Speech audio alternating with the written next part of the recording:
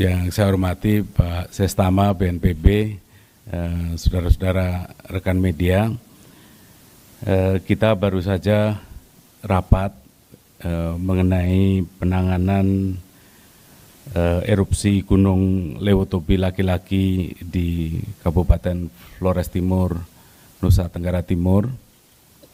Dan sehubungan dengan erupsi ini, pertama saya ingin menyampaikan pesan Bapak Presiden dan Bapak Wapres bahwa Bapak Presiden dan Bapak Wapres dan seluruh jajaran pemerintah menyampaikan duka cita yang mendalam bagi keluarga korban yang meninggal dan prihatin terhadap korban-korban lain, korban luka dan berbagai kesulitan yang diakibatkan oleh erupsi.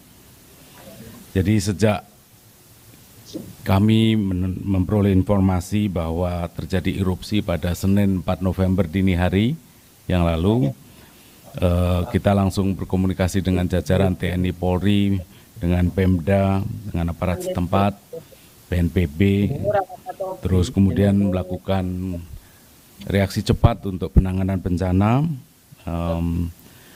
Jadi kita semua terus bekerja keras untuk membantu korban dan melakukan tindakan-tindakan pemulihan. Saat ini Pak Kepala BNPB, Pak Letjen TNI Suharyanto, juga Pak Wakil Menteri Sosial itu hampir sampai di lokasi korban, lokasi bencana.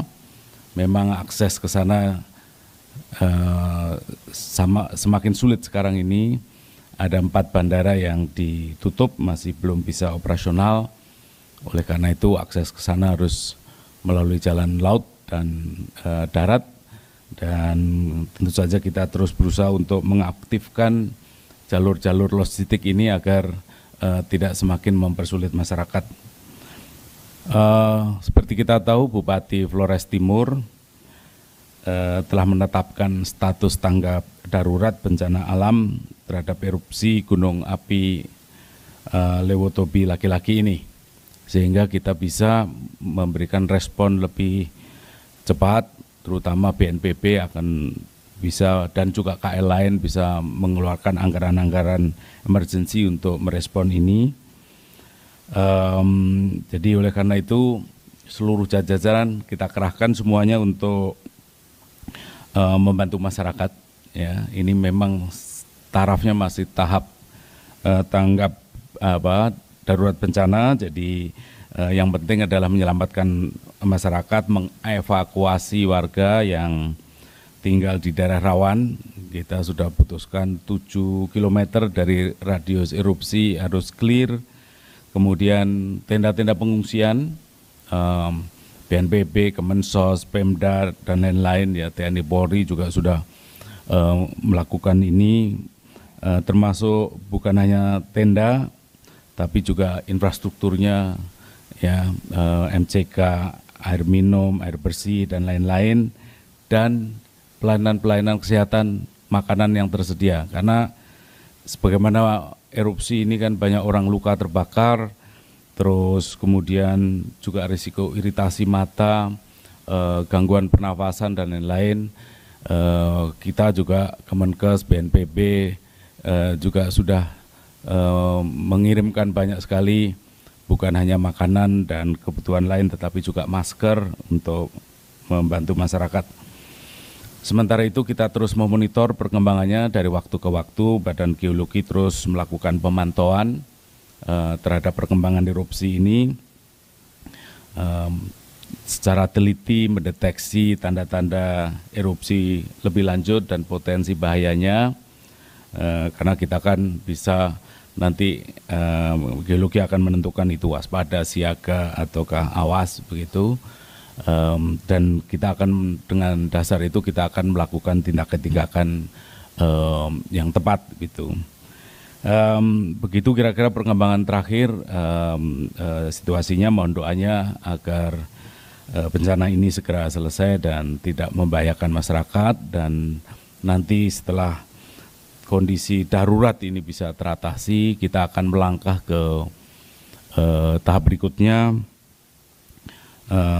perbaikan infrastruktur, perumahan dan lain-lain, dan nanti Menko PMK akan segera juga melakukan rapat koordinasi karena penanganan pasca bencana ini juga membutuhkan dukungan dari kementerian lain, Kementerian ATR, Kementerian Pekerjaan Umum, Kementerian Perumahan Rakyat, Kementerian Dalam Negeri, Kementerian Keuangan, dan lain-lain.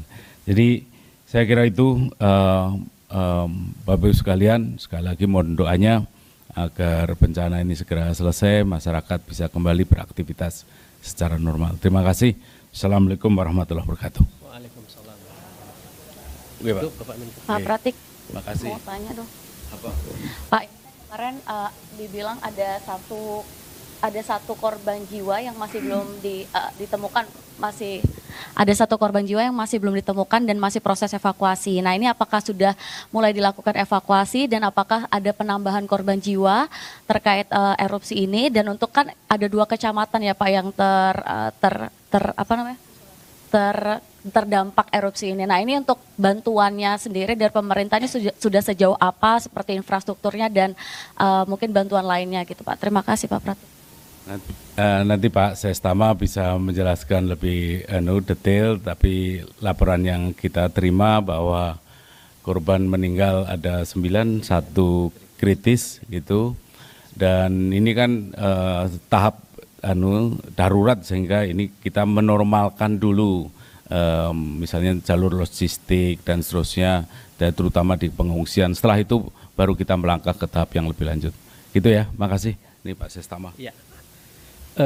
Bapak Ibu semua yang kami hormati, memang dengan sudah nyampainya Bapak Kepala BNPB, otomatis nanti mengendalikan penanganan darurat di lapangan secara langsung.